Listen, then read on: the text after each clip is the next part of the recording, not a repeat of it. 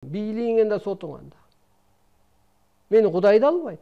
Себеби менин кызматым көп. Эмнеден корком? Мен өлүмдөн корком. Кызматым өлгөн болсо бара беребиз өлүмүнө деле. Көрдүңүзбү? Камап коебу, атып коебу. Же күнөө кылып коембу десең, сен энергияңды жоготуп коесуң. Мына улуу адам, балам эмне дейт деп улуулугун айтпай койсо орду жок да, демек ал улуу эмес да. Улуу адам чындыкты айтпаса коркуп, күнөө болот окшойт деп.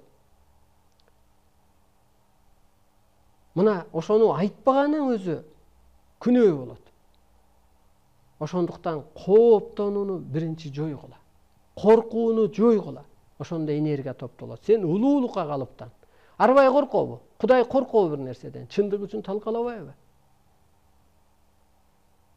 Сен арбаймын деп өзүңдү элестет. Мен периштемин деп элестет. Сен өзүңчө ушак чыгарып аткан жоксуң, сен сын айтып атасың. Укканыңды, көргөнүңдү айтып атасың. Сен ушак чыгарган жоксуң. Бул ушакка жатпайт, бул сынга жатат. Бул сот деп коет. Же тескейт, улуу күчтөр тескеди дегендей эле. Мына урматтуу улуу журтум, келиңиздер. Эң чоң күнөө бул ааламдык кызматыңды билбегенде. Кичине бир духуңду көтөрүш үчүн 30 грамм уртап кой. Ал күнөө эмес. Ал сен духуңду көтөрдүң.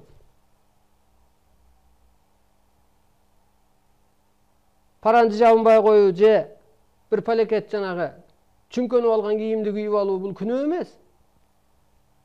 Тетирсинчи ал уже эски психология. Эшикте 40 градус болуп атса кара чапанды ороп алып жүрөт, ичи кайнап.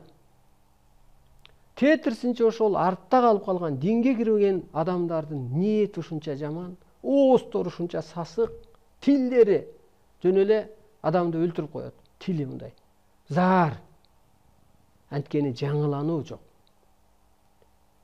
Намаз окуу өзү күнөө. Анткени артка түшүп атасың.